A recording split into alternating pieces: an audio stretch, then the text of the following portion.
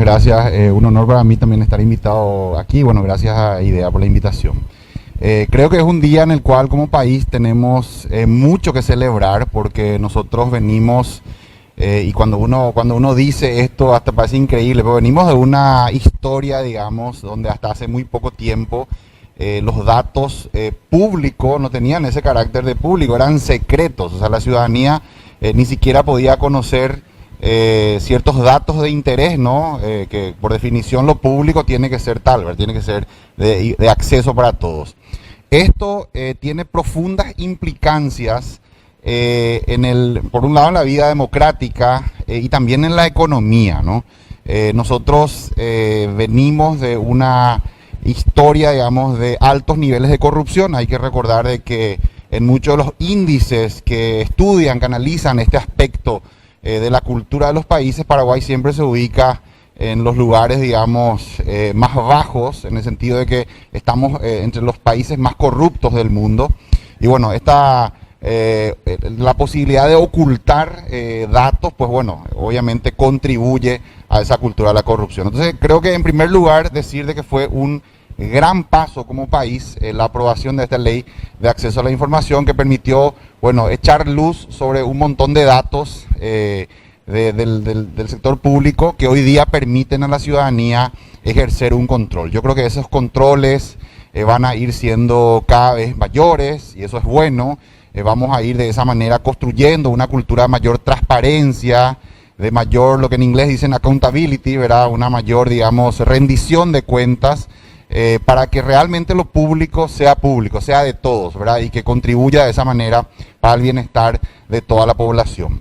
Yo vengo del campo del análisis económico, entonces quería un poco también tratar, desarrollar, ¿verdad?, el vínculo que hay entre lo que es transparencia y la economía, el crecimiento económico, la proyección de un país. Vean que Paraguay viene de una historia, digamos, podemos dividir la historia económica paraguaya antes del 2004 y después del 2004. En cierta manera, 2003, 2004, 2003 hay que recordar, asume el presidente Nicanor Duarte Frutos, en el 2004 se hace una reforma tributaria, entonces en cierta manera tenemos un antes y un después del 2004 en lo que es nuestra historia económica reciente. Creo que es muy importante que los países tengan muy claro, la población, también los gobernantes, tengan muy claro cuáles son los principales desafíos que enfrenta el país en cada etapa de su historia. En el año 2004, Paraguay venía saliendo de una serie de desequilibrios económicos, también problemas políticos, tuvimos incluso un magnicidio, en cierta manera creo que en el año 2002 tocamos fondo, todos los indicadores económicos muestran eso. En el 2003, en ese contexto de desorden, de debilidad económica, asume el presidente Nicanor Duarte Frutos y como dije, la primera tarea que encara fue la de hacer una reforma tributaria, en cierta manera reordenar la economía. Creo que hoy en perspectiva, mirando en retrospectiva, fue una decisión correcta, fue una lectura correcta de cuál era el principal desafío como país en ese momento, ordenar la economía. Y hoy, mirando en retrospectiva, vemos de que la tarea fue bien realizada. En los siguientes años, a partir del 2004, con esa reforma tributaria, Paraguay multiplica su economía, el Producto Interno Bruto pasa de 6.000 millones de dólares en el 2004 a 30.000 millones de dólares en el 2014. Hoy ya está cerca de los 40.000 millones de dólares. La recaudación de impuestos se multiplica por 6. Ahora bien, yo creo que siempre digo, esa etapa de construcción de equilibrio macroeconómico, de orden fiscal, lo hicimos bien y en cierta manera es una tarea ya, digamos, lograda, es un objetivo ya logrado y nosotros tenemos que dar el siguiente paso. ¿Por qué?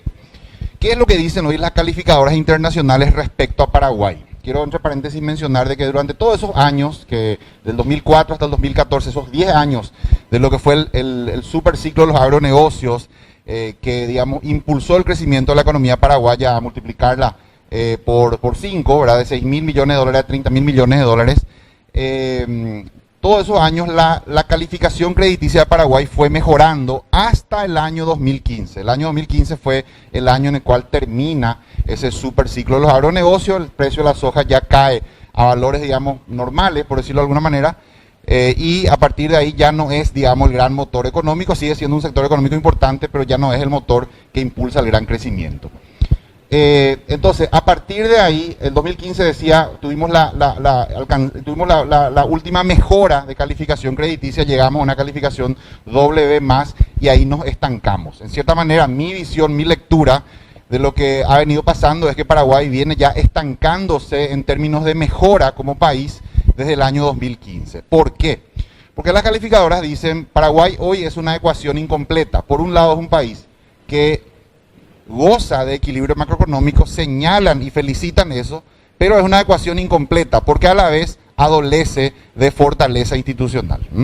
Digamos, adolece de debilidad institucional, quiere decir carece de fortaleza institucional. Ese es el gran déficit de nuestro país en este momento. Ese es, digamos, el elemento central que hoy impide que Paraguay se proyecte en los próximos 10 años. Entonces, hay que ser muy conscientes de ello. ¿Qué significa debilidad institucional? Significa que las instituciones en general son débiles en el rol que les toca cumplir en una república, y esto está especialmente referido a la justicia. Paraguay, logrado ya el equilibrio macroeconómico, tiene que dar el siguiente paso, que hay que decirlo también es un paso que es más complejo porque implica un cambio cultural, implica un cambio de pensamiento de la población, y especialmente la clase dirigente. Creo que tiene una responsabilidad particular en este tema. Decía un cambio cultural porque implica ya convencernos todos de que nosotros necesitamos convertirnos en un país serio.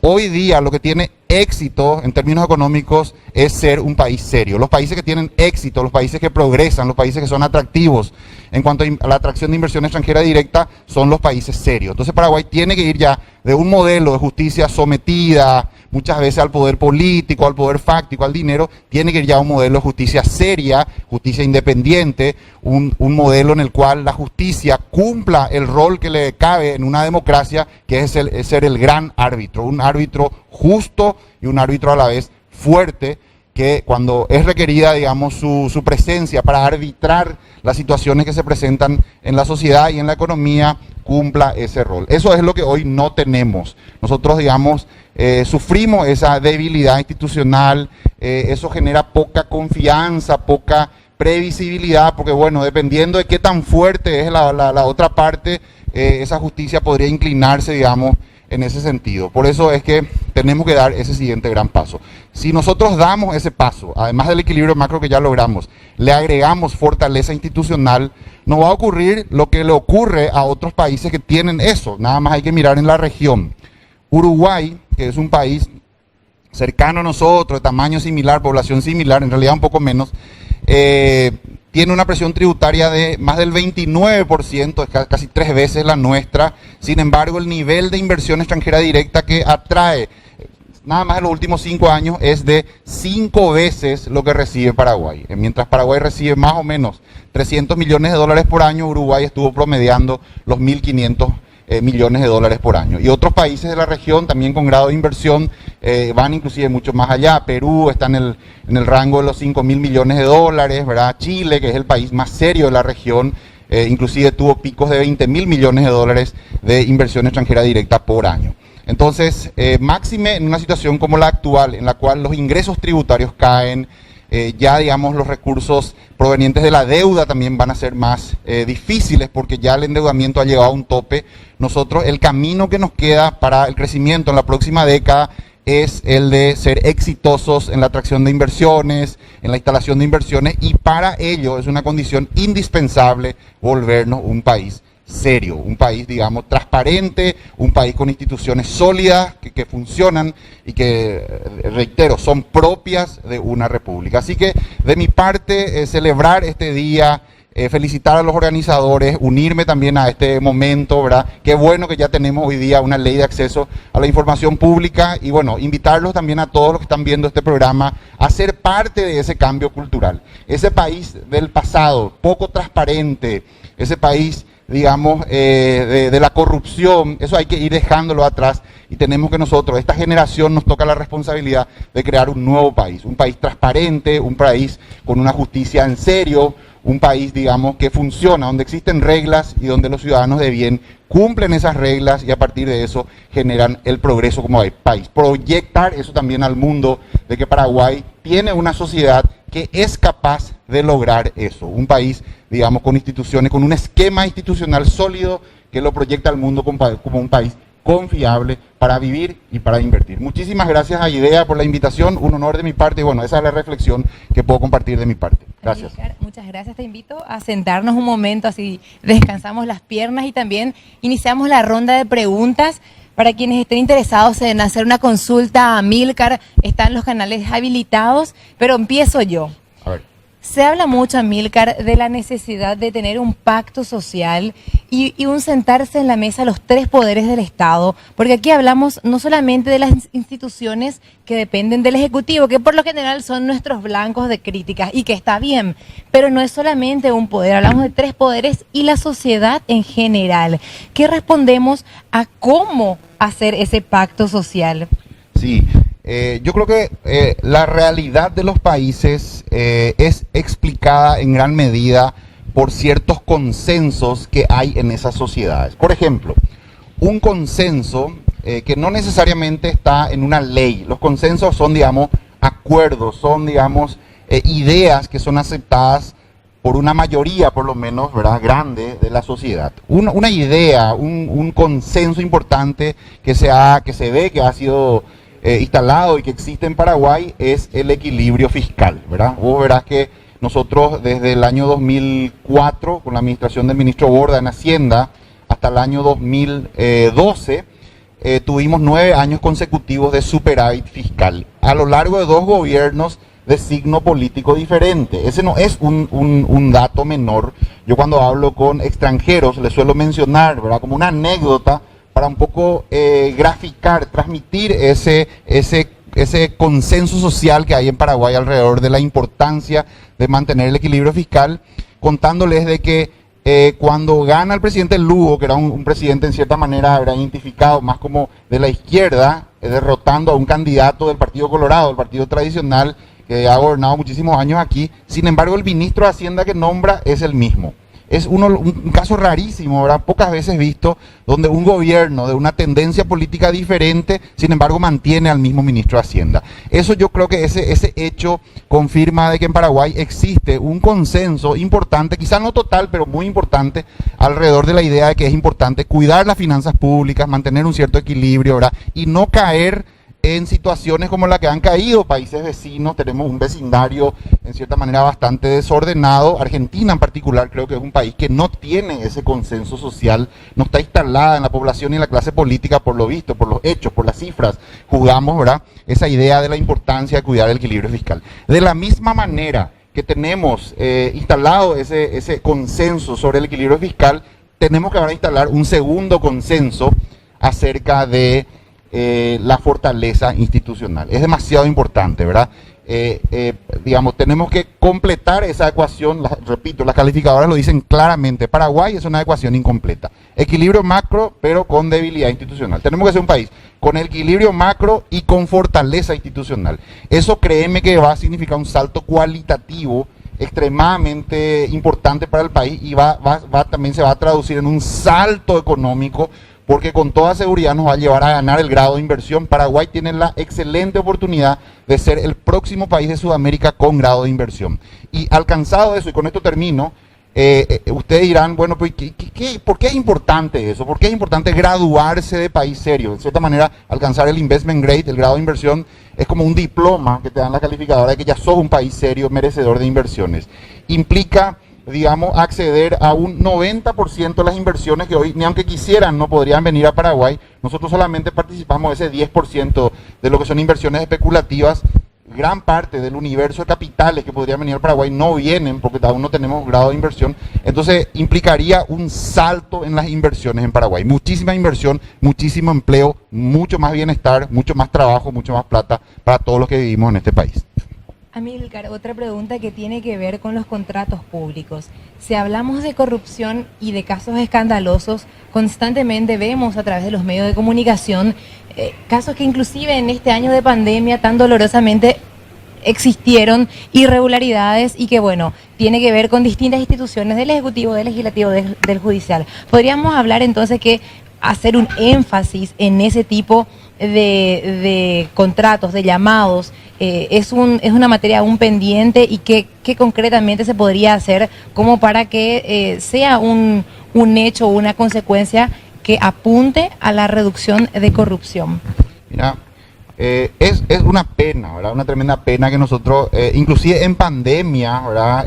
La gente que, digamos, quiere siempre manotear los recursos públicos, ni siquiera la pandemia lo ha detenido. Por lo visto es tan fuerte esa cultura de la corrupción que aún en situaciones extremas como país como esta, hemos visto, ¿no? Este triste espectáculo de intentos o en algunos casos ya concretados, ¿verdad? Casos de corrupción. Es también una situación que pone a prueba al sistema judicial porque vamos a ver si esa regla que en cierta manera hemos visto todos estos años de que se conocen los casos de corrupción, pero después otra vez no pasa nada, ¿verdad? No termina en nada, la justicia finalmente no funciona. Eso desmoraliza a la población, hace que nosotros mismos los paraguayos tengamos razones para no creer muchas veces en nuestro propio país. Yo siempre utilizo una frase y que la voy a repetir: hay que poner de moda hacer bien las cosas. Que Paraguay se convierta en uno de los mejores países de Sudamérica, y estoy convencido que tenemos el potencial para hacerlo. Simplemente, la receta es en realidad muy simple. Tenemos que cada uno de nosotros, desde la posición que le toca, hacer bien las cosas, ¿verdad? Hacer de la manera recta, de la mejor manera posible. Tan simple como eso. Si la justicia cumpliera su rol, si las instituciones encargadas de los controles cumplieran su rol, si los gobernantes que tienen, digamos, el alto honor de haber sido electos por sus conciudadanos para ocupar esos cargos de responsabilidad y decisión, hicieran bien las cosas con patriotismo, yo estoy seguro que Paraguay se va a convertir rápidamente en un país que va a dar un salto económico por un lado, y un país en el cual los paraguayos vamos a estar contentos de vivir aquí, vamos a progresar aquí, vamos a ser, digamos, el tigre sudamericano, así como escuchamos los tigres asiáticos. Paraguay tiene toda la posibilidad de convertirse también en un tigre, porque tenemos una serie de otras ventajas. El problema que hoy tenemos, yo diría central, quiero poner el foco en eso, no es ni siquiera un problema económico ni de recursos, es un problema cultural. Esa cultura de la corrupción, del camino torcido, de la plata fácil, de la plata rápida, tenemos que cambiar eso. Y si logramos eso como sociedad, yo creo que de a poco la sociedad va cambiando, se va armando como una masa crítica de ciudadanos que ve eso, que no acepta eso, que se mueve contra eso, y creo que eso de a poco va a ir generando un cambio cultural. Yo estoy convencido de que más tarde o más temprano esa batalla cultural en pos de la transparencia, hacer bien las cosas, va a triunfar. Bueno, vamos a ir, digamos, siendo más los que queremos ese nuevo país, y bueno, de esa manera Paraguay va a dar ese salto cualitativo y económico que describo. Amílcar, muchísimas gracias por tu tiempo.